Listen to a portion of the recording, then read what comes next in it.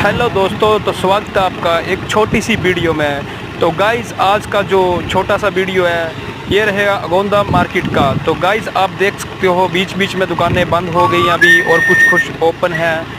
तो बाकी guys check मार सकते हो, अभी आपको यहाँ आ रहे तो दुकानें देख ही सकते हो कितनी खुली हैं कितनी नहीं। अभी आधी मार्केट तो वैसे खुली है और आधी तो क्लोज़ हो गई है।